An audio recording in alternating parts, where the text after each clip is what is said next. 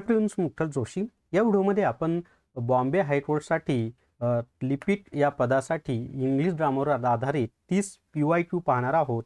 आणि हे जे 30 प्रश्न आहेत ना, हे वेगवेगळ्या परीक्षांना ॲक्च्युअलमध्ये विचारलेले प्रश्न आहेत. आणि असेच प्रश्न तुम्हाला 26 एप्रिलला जी परीक्षा होणार आहे आपली बॉम्बे हायकोर्ट क्लर्क या पदासाठी, त्या परीक्षेमध्ये विचारले जाणार आहेत.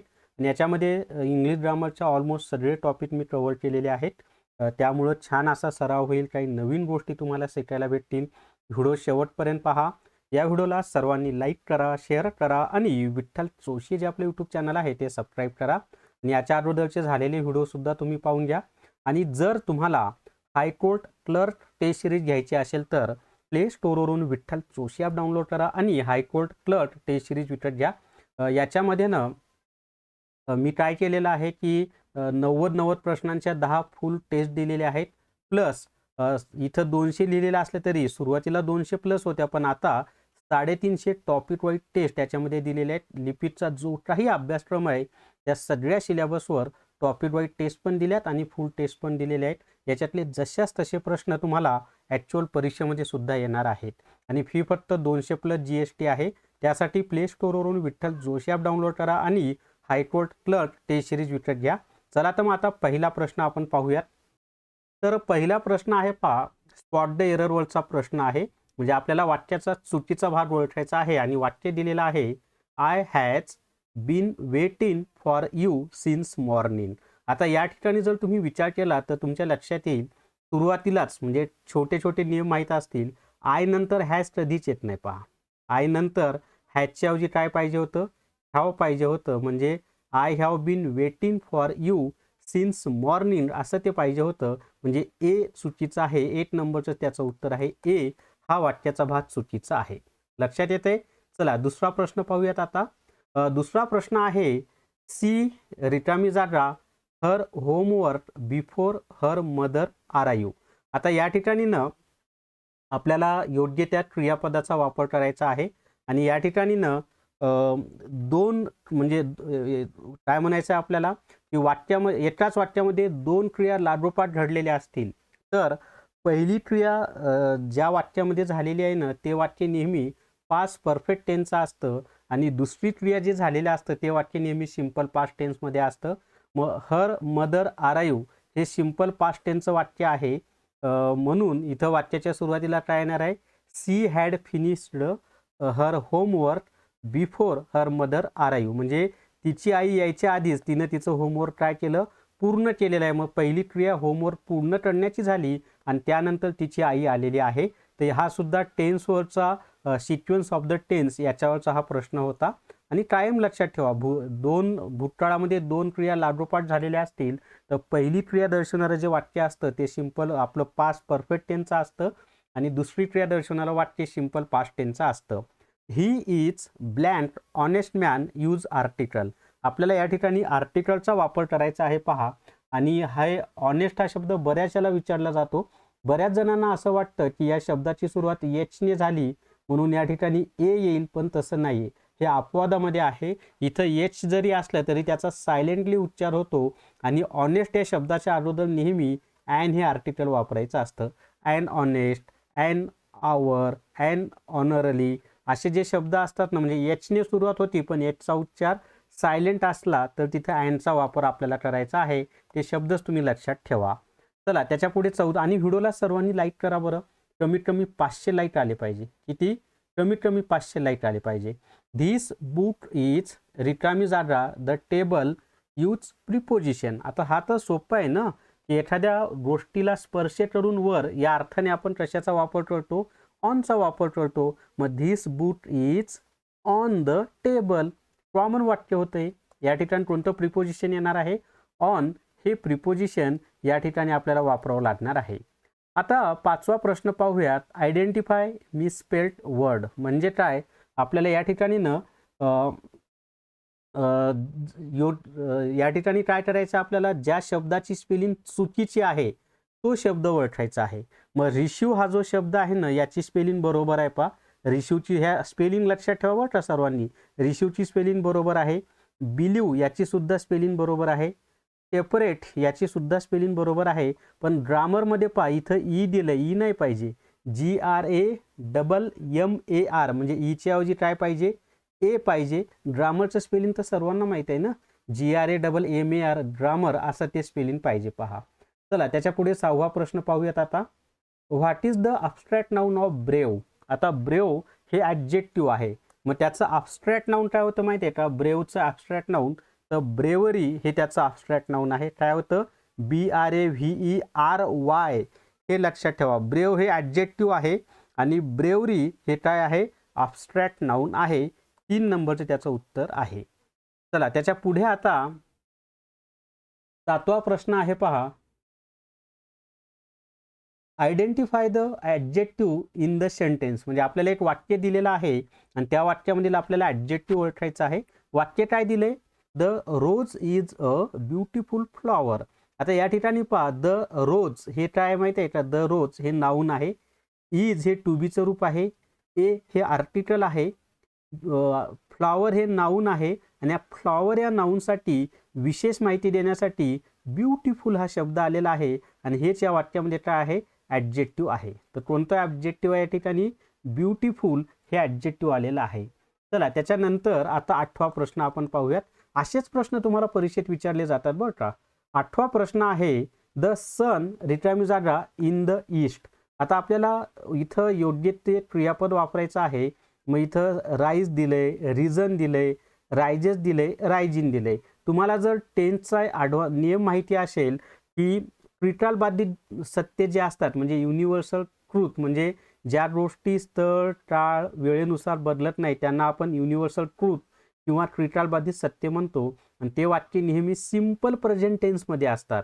मग द सन नंतर आपल्याला सिंपल प्रेझेंट टेन्सच्या वाक्यामध्ये क्रियापदाचं पहिले रूप वापरतात, पण इथं द सन आल्यामुळं आपल्याला क्रियापदाच्या पहिल्या रूपाला येस किंवा ES लावावं लागेल. मग या ठिकाणी रायजेस येणार आहे, राईज सुद्धा येणार नाही, कारण द सन हा सिंग्युलर थर्ड पर्सन आहे. मग सिंपल प्रेझेंट टेन्सच्या वाक्याचा करता जर सिंग्युलर थर्ड पर्सन असेल तर त्या वाक्यातील क्रियापदाला येस किंवा ES प्रत्यय लावायचा असतो. म्हणून the sun rises in the east म्हणजे सूर्य पूर्व दिशेला उगवतो असं ते येणार आहे.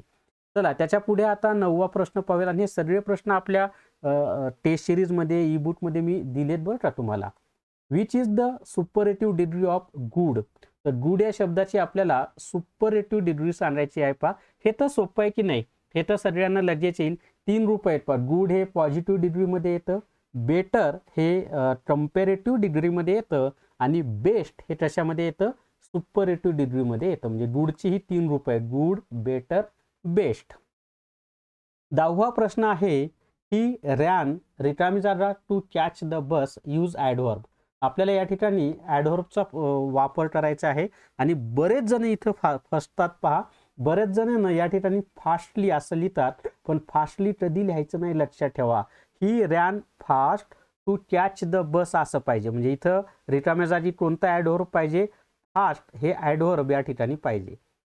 फास्ट हे त्या ठिकाणी येणार आहे. हे कायम लक्षात ठेवा, फास्टली चुकीचं आहे, फास्ट हे ॲडव्हर्ब बरोबर आहे. क्लिअर झाले सर्वांचं. अजून 20 प्रश्न पाहिजेत मित्रांनो आपल्याला. पण जर तुम्हाला मला एक सांगायचे तुम्हाला, हे जे आपली हायकोर्ट क्लर्क टेस्ट सिरीज आहे ना, त्यामध्ये क्लर्कचे झालेले पेपर सुद्धा दिलेले आहेत बरं का. आणि जर तुम्हाला हायकोर्ट रेकॉर्डेड व्हिडिओ कोर्स घ्यायचा असेल तर प्ले स्टोअरवरून विठ्ठल जोशी ॲप डाउनलोड करा आणि हायकोर्ट रेकॉर्डेड व्हिडिओ कोर्स विकत घ्या. याच्यामध्ये कॉम्प्युटर, अंकगणित, बुद्धिमत्ता चाचणी, मराठी व्याकरण, इंग्लिश ग्रामर यांचे रेकॉर्डेड व्हिडिओ दिलेले आहेत. इतिहास, राज्यघटना, भूगोलचे सुद्धा रेकॉर्डेड व्हिडिओ दिलेले आहेत.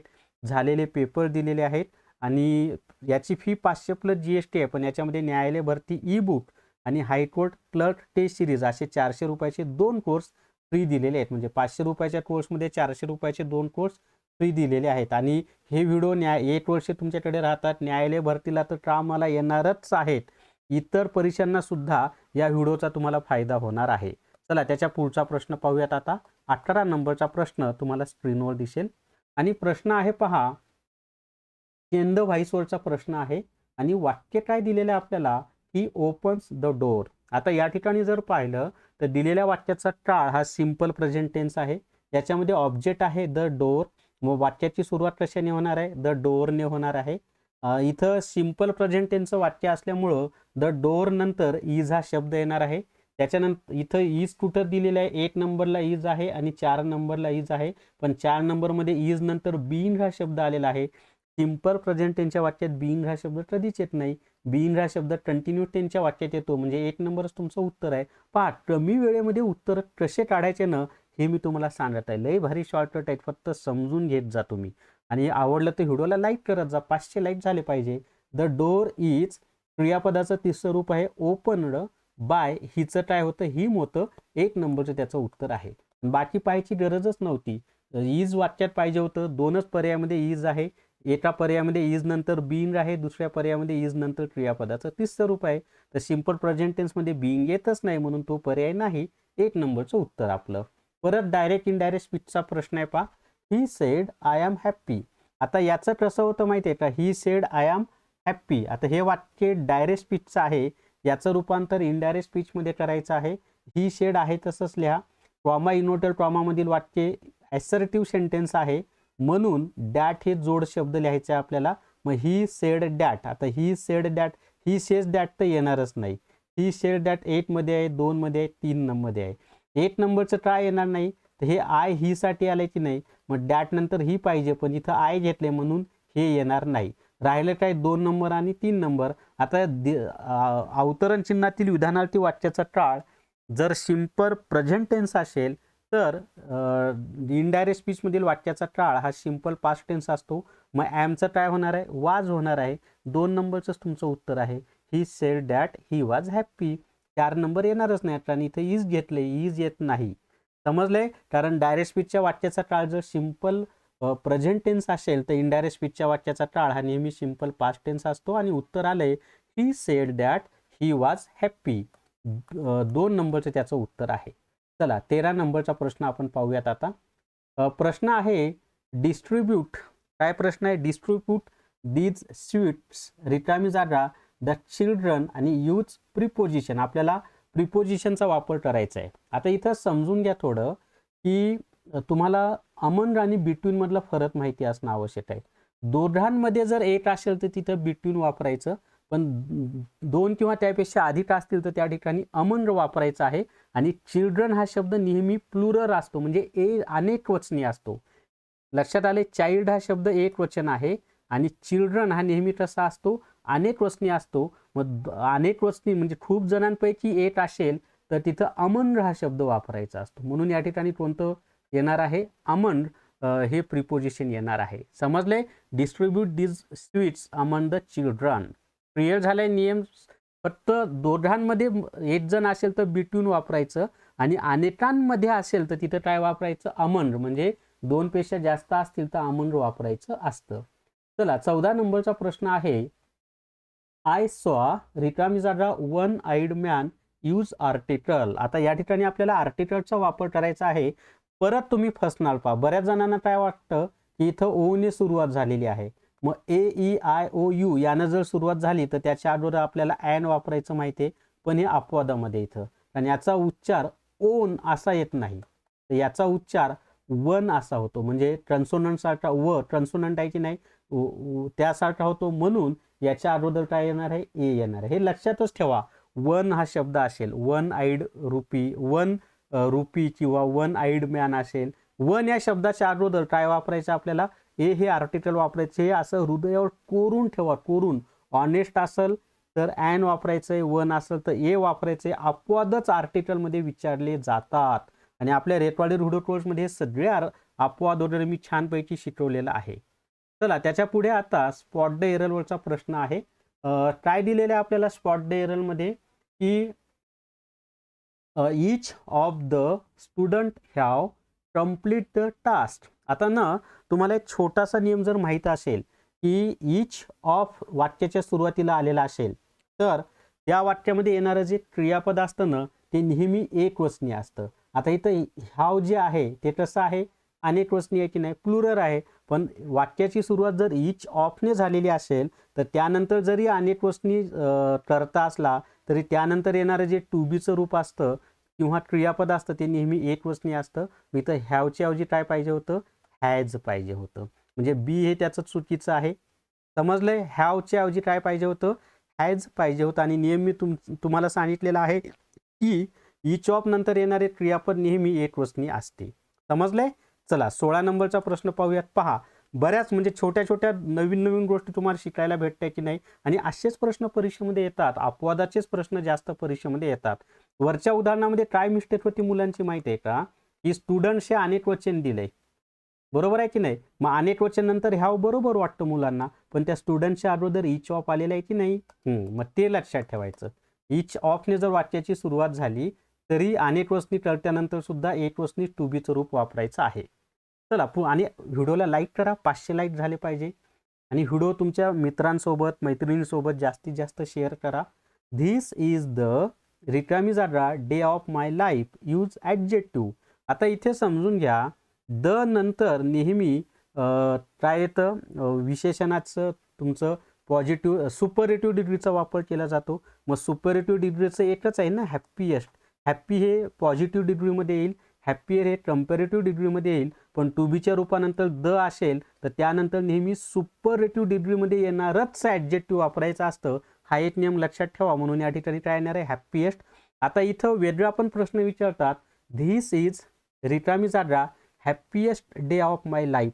आणि हॅप्पीएस्टच्या अगोदर यूज आर्टिकल दिलेलं असतं. मग सुपरलेटिव्ह डिग्रीमधलं ॲडजेक्टिव्ह असेल तर त्याच्या अगोदर नेहमी कोणतं आर्टिकल वापरायचं असतं?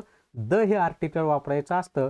तर एकाच म्हणजे असे एकाच नियमावर आधारित दोन वेगळ्या स्वरूपाचे प्रश्न विचारले जातात. आता 17 नंबरचा प्रश्न आहे. इफ आय रिकामी जागा अ bird I would fly, use verb. आता ना बऱ्याच जणांना असं वाटतं की आय नंतर ॲम येतं किंवा इथं वूड असल्यामुळं वाज येईल. बरोबर आहे, नियम तोच आहे आपला. परंतु एक लक्षात ठेवा की इफ आय अ बर्ड म्हणजे मी पक्षी असतो तर. आता आपण पक्षी असू ही कधीतरी पूर्ण होणारी गोष्ट आहे का? नाही ना. आपण पक्षी कधीच असू शकत नाहीत. म्हणजे एखादी इच्छा किंवा एखादी गोष्ट पूर्ण होऊच शकत नसेल तर अशा वेळेला आय म्हणजे जो काही कर्ता असेल त्याच्यानंतर नेहमी वेअर हा शब्द वापरायचा असतो. मग if I were a bird I would fly असं ते होणार आहे. समजलंय? म्हणून या ठिकाणी वेअर हा शब्द येणार आहे. आणि हे पण लक्षात ठेवा, खूप परीक्षांना हे प्रश्न रिपीट होतात. मी आधीच सांगितलंय सतत रिपीट होणारे हे प्रश्न आहेत. असे नियमावरचे प्रश्न घेतलेत जे सतत रिपीट होतात तुम्हाला. चला 18 नंबरचा प्रश्न आहे. Which is the correct spelling. आता आपल्याला योग्य स्पेलिंग असलेला शब्द सांगायचा आहे. आणि कमिटी हा शब्द आहे. हाही शब्द खूप परीक्षांना विचारतात. कमिटीचं स्पेलिंग हे आहे पहा, COMMI TTE असं ते कमिटीचं स्पेलिंग आहे. 1 नंबरचं उत्तर आहे COMMI TTE. पाठच करून ठेवा, हे सुद्धा स्पेलिंग पाठ करून ठेवा. आयडेंटिफाय द टेन्स म्हणजे एक वाक्य दिले आणि त्या वाक्याचा टेन्स आपल्याला ओळखायचा आहे. I have been writing a letter. आता इथं पहा, वाक्याच्या सुरुवातीला सब्जेक्ट आहे, त्यानंतर हॅव आहे, त्यानंतर बीन आहे, त्यानंतर क्रियापदाला पहिलं रूप आणि त्याला ING प्रत्यय लागलेला आहे. मग अशी रचना कोणत्या वाक्याची असते माहिती आहे का? Yes plus has oblique have plus been plus V1 plus ING. ही जी रचना आहे ना, ही रचना नेहमी प्रेझेंट परफेक्ट कंटिन्युअस टेन्सची असते. कशाची असते? Present perfect continuous टेन्सची. 3 नंबरचं उत्तर आहे प्रेझेंट परफेक्ट कंटिन्युअस टेन्स. चला आता त्याच्या पुढे 20वा प्रश्न आहे. डायरेक्ट इनडायरेक्ट स्पीचचा प्रश्न आहे. She said to me what are you doing. म्हणजे तिनं मला विचारलं तुम्ही काय करताय. मग आता याचं कसं येणार आहे उत्तर माहिती आहे का? हे दिलेलं वाक्य डायरेक्ट स्पीचचं आहे, त्याचं रूपांतर कशामध्ये करायचं आपल्याला? इनडायरेक्ट स्पीचमध्ये. मग अवतरण चिन्हातील वाक्य जर प्रश्नार्थक असेल तर आपण आस्क्ड घेतो, WS प्रश्न असेल तर. मग काय होणार आहे? She asked me, said to काढायचं, त्याच्याऐवजी आस्क्ड लिहायचं, कॉमा इनव्हर्टेड कॉमा काढायचा आणि अवतरण चिन्हात ज्या WS शब्दाने वाक्याची सुरुवात झालेली आहे तो शब्द कॉमा इनव्हर्टेड कॉमाच्या जागी लिहायचा. मग सी आस्क्ड मी व्हॉट. आता एक लक्षात ठेवा, हे आर यू डुईंग आहे की नाही त्याचं विधानार्थी वाक्य करायचं. You are doing. आता यू कुणासाठी आलेला आहे? मी साठी आलेला आहे. मग मी जर कर्ता म्हणून घ्यायचा असेल तर आय होणार आहे. आता आय एक लक्षात ठेवा, इथं आर आहे की नाही. मग आय नंतर वेर येत नाही, आय नंतर काय घ्यायला पाहिजे? वाज घ्यायला पाहिजे. कारण डायरेक्ट स्पीचचं वाक्य जर सिम्पल प्रेझेंट टेन्सचं असेल किंवा प्रेझेंट कंटिन्युअस टेन्सचं असेल तर इनडायरेक्ट स्पीचचं वाक्य हे पास्ट कंटिन्युअस टेन्सचं पाहिजे. मग यू आर डुईंग हे प्रेझेंट कंटिन्युअस टेन्सचं वाक्य आहे, म्हणून इनडायरेक्ट स्पीचचं वाक्य पास्ट कंटिन्युअसचं करायचं आहे. मग आय वॉज आणि त्याच्या पुढे डुईंग आहे तसं 8 नंबरचं त्याचं उत्तर आहे. She asked me what I was doing, 8 नंबरचं त्याचं उत्तर आहे. अजून आपल्याला 10 प्रश्न पाहायचे आहेत मित्रांनो. आणि जर तुम्हाला क्लर्क आणि शिपाई दोन्हीचाही फॉर्म भरलेला असेल, दोन्ही पेपर द्यायचे असतील, तर दोन्हीचा सिलेबस असलेलं न्यायालय भरती ई बुक आहे पा. याच्यामध्ये लिपिक आणि शिपाई दोन्हीचे झालेले पेपर दिलेले आहेत. दोन्हीचा जो काही अभ्यासक्रम आहे तो छानपैकी दिलेला आहे, व्यवस्थित सरावासाठी भरपूर प्रश्न दिलेले आहेत. परिपूर्ण असं हे ई बुक आहे. लिपिक आणि शिपाई दोन्हीसाठी उपयुक्त आहे आणि फी फक्त 200 प्लस GST आहे. त्यासाठी प्ले स्टोअरवरून विठ्ठल जोशी ॲप डाउनलोड करा आणि न्यायालय भरती ई बुक विकत घ्या.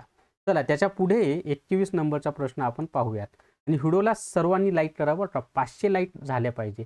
मी प्रत्येक व्हिडिओमध्ये म्हणतो पण तुम्ही काही करत नाहीत बरं का. व्ह्यूज चांगले येतात पण लाईकच येत नाही, काही कळत नाही मला. आणि बरं ते मोफत असतं बरं का. व्हिडिओच्या खाली वरचा जो थंब आहे ना त्याला टच केलं की लाईक होऊन जातं आणि फ्री ऑफ चार्जमध्ये. मी तुम्हाला इतकं फ्री छान शिकवत आहे आणि तुम्ही फक्त लाईक सुद्धा करू शकत नाहीत, वाईट वाटतं. असू द्या. चला, what is the plural form of knife. Knife हा शब्द आहे त्याचा आपल्याला अनेक वचन करायचं आहे. तर नाईफचं अनेक वचन काय होतं माहिती आहे का, नाईव्ज होतं. 3 नंबरचं त्याचं उत्तर आहे.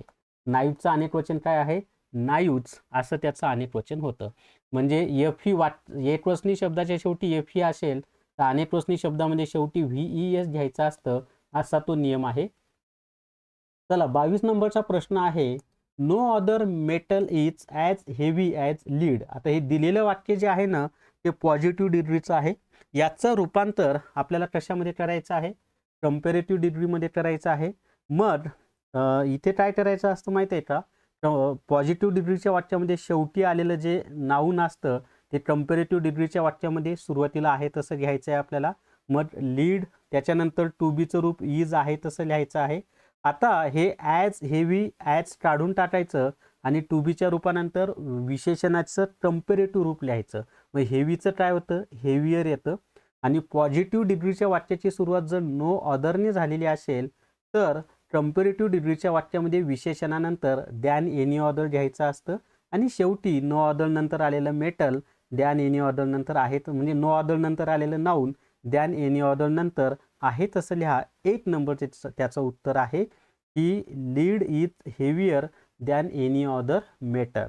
आणि हे नो अदर काय करायचं असतं, काढून टाकायचं असतं. हे कायम लक्षात ठेवा की पॉझिटिव्ह डिग्रीच्या वाक्याची सुरुवात जर नो अदरने झालेली असेल तर कंपॅरेटिव्ह डिग्रीच्या वाक्यामध्ये विशेषणानंतर दॅन एनी अदर आलेलं असतं. हे कायम सर्वांनी लक्षात ठेवा. चला त्याच्या पुढे 23 नंबरचा प्रश्न आहे. आता चेन द व्हाईसचा प्रश्न आहे.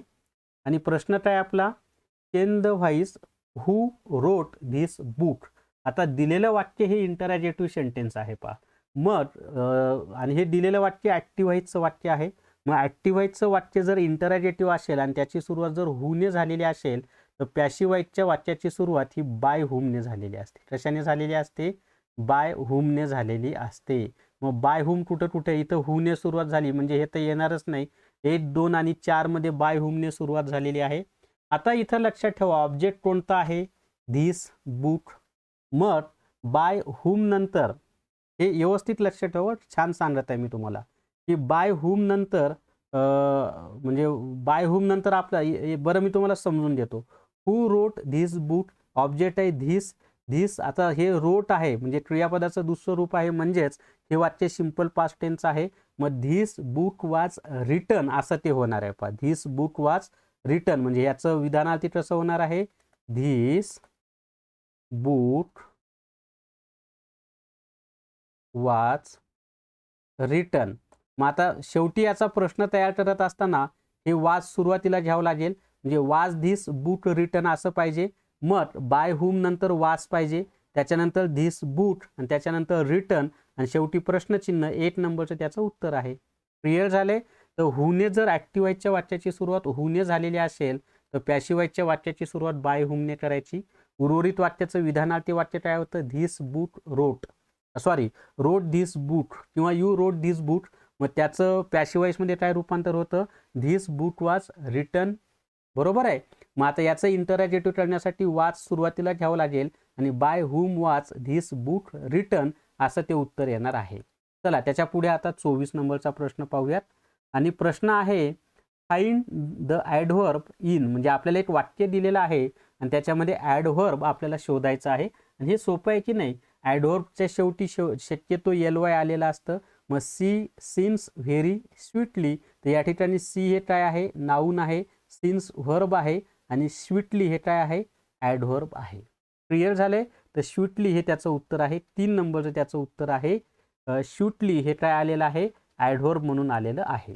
चला त्याच्या पुढे आता 25 नंबरचा प्रश्न पाहूयात. आणि या वाक्यामध्ये व्हेरी सुद्धा ॲडव्हर्ब आहे बरं का. याच्यात 2 ॲडव्हर्ब आहेत. कारण एका ॲडव्हर्ब विषयी माहिती देण्यासाठी आलेलं ॲडजेक्टिव्ह तो सुद्धा ॲडव्हर्ब म्हणूनच आलेला असतो त्या वाक्यात. व्हेरी आणि स्वीटली हे दोन्ही ॲडव्हर्ब आहेत या वाक्यामध्ये. ते मी व्हेरीचं सांगायला विसरलो. व्हेरी आणि स्वीटली दोन्ही ॲडव्हर्ब आहेत, पण पर्यायामध्ये दोन्ही आहेत. मग त्यातल्या त्यात हे स्वीटली मेन ॲडव्हर्ब मानलं जातं, म्हणून मी इथं 3 नंबर दिले. जर पर्यायामध्ये स्वीटली नसतं आणि व्हेरी असतं तर मग व्हेरी हे तुमचं उत्तर आहे. पण व्हेरी आणि स्वीटली दोन्ही आहे तर स्वीटली हे प्रॉपर ॲडव्हर्ब. चला त्याच्या पुढे ही इज सफर इन रिकामी जागा फ्युअर यूज प्रिपोजिशन. आता आपल्याला एखाद्या आजारापासून तो त्रास होत आहे त्याला असं असेल तर त्या आजाराच्या नावाच्या अगोदर काय लिहायचं असतं माहिती आहे का, फ्रॉम हे प्रिपोजिशन वापरायचं असतं. आणि उत्तर आलेलं आहे he is suffering from fever. 3 नंबरचं त्याचं उत्तर आहे. फ्रॉम हे प्रिपोजिशन या ठिकाणी येणार आहे. आता सफरिंग नंतर नेहमी फ्रॉम वापरायचं आहे, कायम लक्षात ठेवा. सफरिंग नंतर नेहमी काय वापरायचं आहे, फ्रॉम वापरायचं आहे. रिकामी जागा सन रायजेस इन द ईस्ट. आता हे तर वरच आलं होतं पा. तारा असेल, ग्रह असेल, यांच्या नावाच्या अगोदर नेहमी कोणतं आर्टिकल वापरायचं आहे, द. मग the sun rises in the east 3 नंबरचं त्याचं उत्तर येते. क्लिअर झाले. चला त्याच्या पुढे व्हिडिओला सर्वांनी लाईक करा, 500 लाईक झाले पाहिजे. स्पॉट द एररवरचा प्रश्न आहे परत एकदा. 27 नंबरचा प्रश्न हा कशाचा आहे, स्पॉट द एररचा प्रश्न आहे.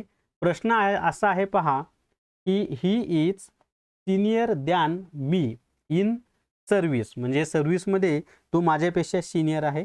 पण या ठिकाणी द्यान येत नाही बरं का, कारण सिनियर नंतर कंपॅरेटिव्ह डिग्रीमध्ये द्यान वापरत नाहीत. हा कंपॅरेटिव्ह डिग्रीचा अपवाद आहे. तर सिनियर नंतर कोणता शब्द वापरतात, टू हा शब्द वापरतात. हे कायम लक्षात ठेवायचं.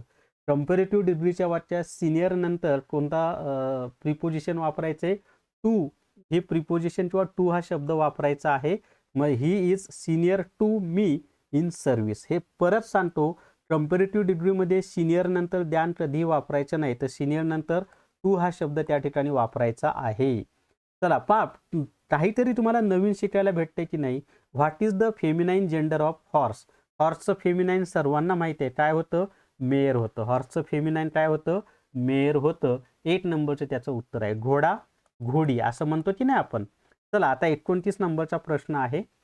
I will go to Pune tomorrow, म्हणजे उद्या मी पुण्याला जाईल. Identify tense. आता सोपं आहे की नाही. Subject plus will plus V1 अशी जर रचना असेल, subject plus will plus V1, तर ते वाक्य सिम्पल फ्युचर टेन्सचं असतं. 2 नंबरचं त्याचं उत्तर आहे. सिम्पल फ्युचर टेन्स हे त्याचं उत्तर आहे. चला त्यानंतर 30वा प्रश्न आहे आता. What is the adjective form of nation. नेशनचं आपल्याला काय करायचं माहिती आहे का, ॲडजेक्टिव्ह करायचं आहे. तर नेशनचं ॲडजेक्टिव्ह काय होतं माहिती आहे का, नेशन हे नाऊन आहे, त्याचं ॲडजेक्टिव्ह नॅशनल होतं. त्याचं ॲडजेक्टिव्ह काय होतं, नॅशनल हे त्याचं ॲडजेक्टिव्ह आहे. क्लिअर झाले सर्वांना. आणि जर तुम्हाला हायकोर्ट पिऊन टेस्ट सिरीज घ्यायची असेल तर प्ले स्टोअरवरून विठ्ठल जोशी ॲप डाउनलोड करा आणि हायकोर्ट पिऊन टेस्ट सिरीज विकत घ्या. तसंच हायकोर्ट क्लर्क टेस्ट सिरीजसुद्धा विठ्ठल जोशी ॲपमध्ये उपलब्ध आहे. तर या व्हिडिओमध्ये एवढीच माहिती मित्रांनो. या व्हिडिओला सर्वांनी लाईक करा, शेअर करा आणि विठ्ठल जोशी जे आपलं यूट्यूब चॅनल आहे ते सबस्क्राईब करा. Thank you very much.